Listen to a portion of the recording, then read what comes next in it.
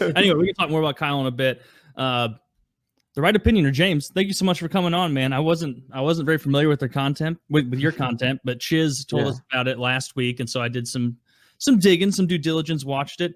You have some very high effort documentary style videos. That must take you fucking forever.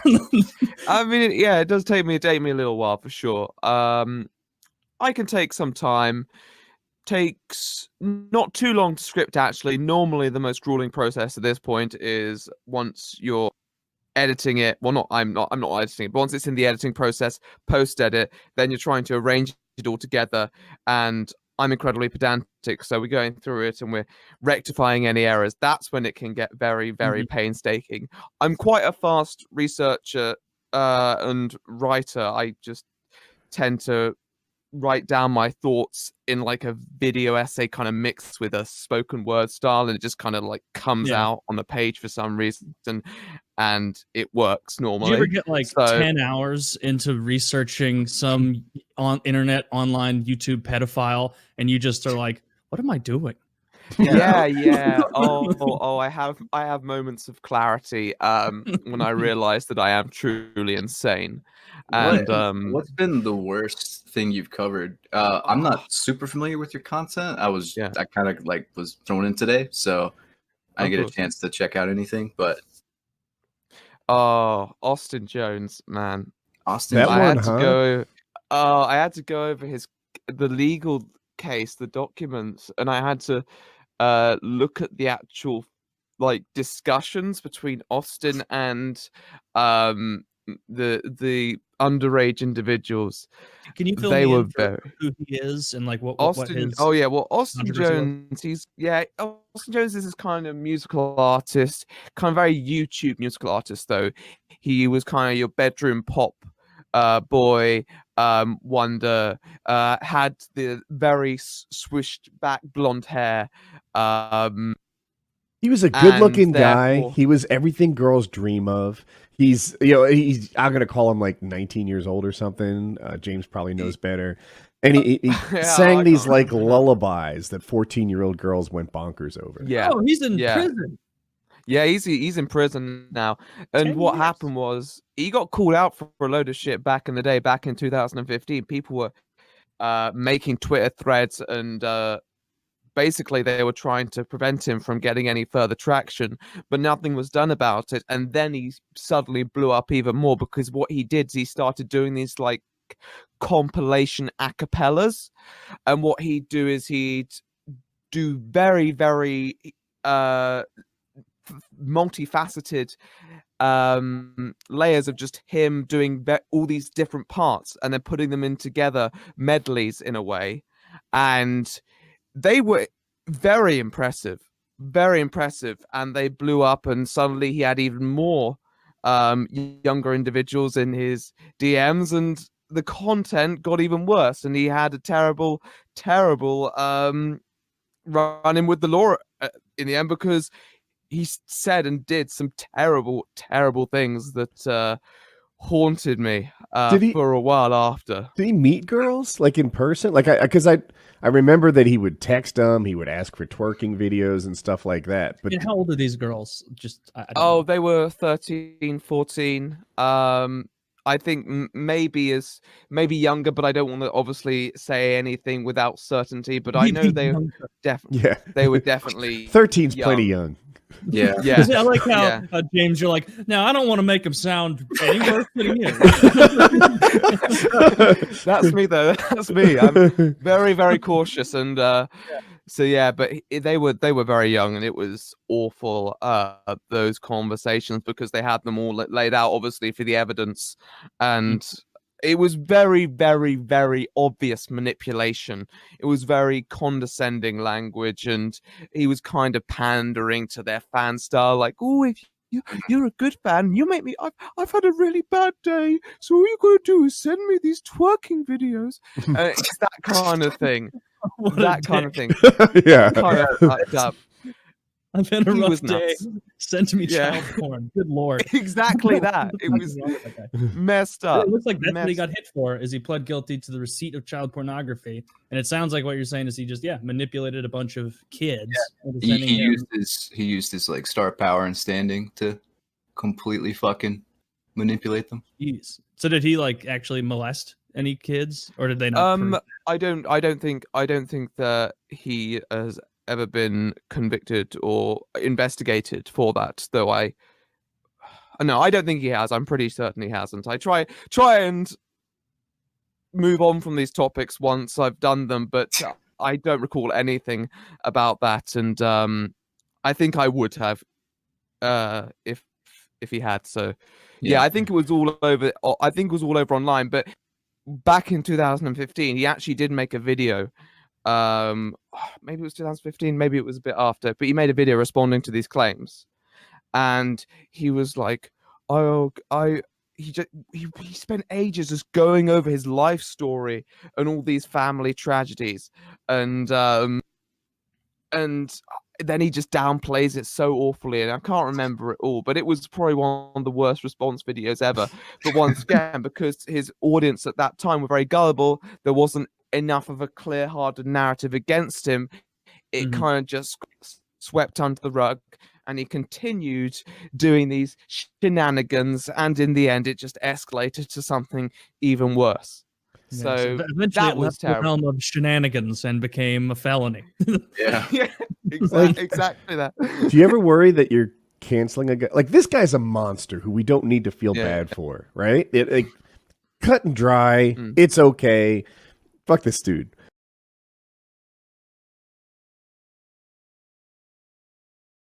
Make a second montage and just release it on your main channel. Don't even talk about it after that. Make no mention of it.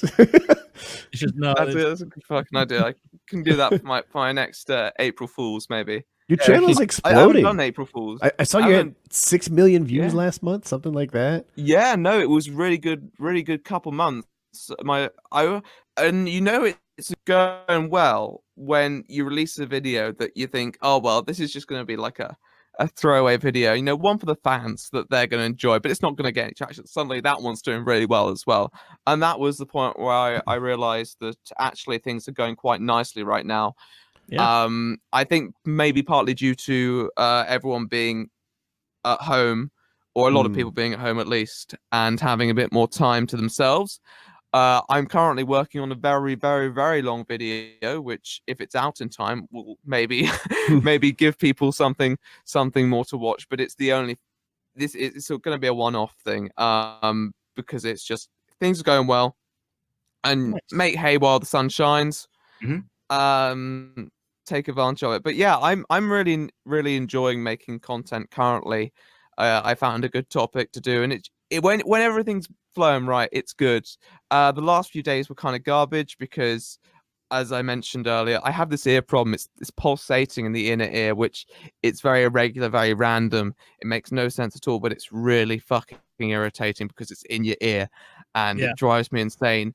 And so I had a terrible episode a few days ago, right at the end of a meeting as well. It was really awkward, and I took a load of diazepam, and apparently that stuff has a fucking long half-life because it's just kind of whacked me out for the following few days. But I'm back on the grind now, and I did start on a bit of research for my next topic, and it's good when you feel good about the topics, but at the same time, I always kind of feel concerned, especially given the genre of content that I make. As you mentioned earlier, you kind of, when you're talking about other people, you never know exactly how they're going to react. And one of the really nice things was my new video on Samurai Bar, which was pretty critical of them, to be fair. They actually responded and they said, hey, that was a pretty fair video. I think we need to listen, which was really good because I don't get that too often, even from my sort of content, which I tend to try and be nice. So that was really, really validating. And I think that's when you know something's kind of going in the right direction, that people are stopping and listening and saying, oh, hey, this guy has something that he can say, some insight to provide. And I think that's how you carve your niche out as a creator. You bring something that other people don't necessarily bring, even as a commentator. And that's hard. That is really hard in today's environment. It's so competitive, especially on YouTube. Everyone's saying things and everyone has their own style, and it is unique in a way, but at the same time, there's so much overlap and people only have so much time to watch this shit. And my videos are fucking long, so when you sit down and watch my fucking videos, I expect other people to have their own jobs and their own ways to allocate time as well. Though apparently some people do actually watch my videos while they're doing their jobs. Hopefully, I don't affect their job performance too much. James, I was going to ask you real quick before I forget. Can you watch your videos as almost like a podcast? Like, can you just listen to them? Would they work that way? I hear a lot of people who say, I put on your videos while I do this and that, X and Y. That's what I get a lot. And some people have even asked me, they say, James, can you release your videos as a podcast? And I have considered that as well, though I have also been kind of cagey about it because I'm not sure how that'll affect. It's hard to say like how that'll impact definitely leave what I'm currently doing. You don't want to split everything up too much and spread it too thin. I don't have that much time to watch stuff nowadays, but when I'm on like my walks or I'm riding my bike or something, I love to listen to stuff. So I'll pop up your videos and see how it plays. I was listening to one of the Onision videos earlier while I was working out. And it was you don't really need to watch as much. Like you garner what's going on. I tried watching some of I didn't have enough time really, the Samurai Buyer thing. And because I'm not like super familiar, I watched iDubbbz's documentary Full Force, which was very funny. Yes. But I'm not super familiar. Like I know he does like Content Cop and Bad Unboxing, and I've seen a couple, but I don't know that much. And so I was like trying to watch and be like, wait, so is this Asian guy real or was he made up the whole time? And I only got like 15 minutes in. So I don't know if I should. Well, you'll have to watch to the end to find out. Yeah, I know. Who was that guy again? Samurai Buyer was this really interesting case, basically represented through this gentleman by the name Misaki. And Misaki was this very friendly, amiable chap who he approached iDubbbz and he sent them this email, which iDubbbz took advantage of in his typical fashion. So he sends this badly worded email. iDubbbz has a bit of banter, gets the products. The products are really to iDubbbz's liking, and they strike up this relationship. And so Samurai Buyer has a formula that's working, and they start applying it with other creators. So they're putting on this naive persona of this man who is actually a person, I will add, but he's not naive and he's not that friendly as you find out in the end. And unfortunately, it kind of just, I guess it spirals. And I think a lot of creators by the time the drama went down, I think they were kind of looking for a reason to disconnect from Samurai Buyer because of Misaki's rather pushy nature. And because he kind of has this chameleon way of interacting with his people, because it kind of depends how they behave, and then he'll interact in that way. It was always felt a bit contrived. So back obviously then there was a lot of edgy creators, and Misaki would just be outwardly very brash, edgy, and rather inappropriate in some ways. But with certain creators, he'd play it down a lot, and so it always felt forced. And I guess people kind of wanted to play along with it in their head, and I guess I could see how that happened. Suspension of disbelief a little bit. I think, and I think honestly, if I was a creator back then looking to try and do something like that, I'd probably I may have tricked myself into believing it as well. But in hindsight, it seems pretty obvious that it was a very strategic marketing ploy. Whatever happened to iDubbbz? Is he still killing it out there, or he's still going? He's still going. I mean, it seemed like he was the center of the universe 3 years ago. Everyone loved him or feared him. Or I checked his social blade just now, and he got 11 million views this month, and he's only uploaded once. Who? Which one? iDubbbz. Oh, damn! I guess he's doing fine. I think he's doing okay. He'll always do okay. To be fair, it's always going to be good times for. Well, his videos like. Yeah, it's not like he's a commentator on the news or something. Like similar to like you can go back and watch something he made, and it's not like it's gonna age, I would guess. Kind of like this show a little bit. Yeah. He is the persona, and it's great. He does great. A lot of great work, and as said, his Full Force documentary. I mean, yeah, that was very, very. That funny. Was the evolution that he needed in many ways, and I hope he does a bit more content like that. Mm-hmm.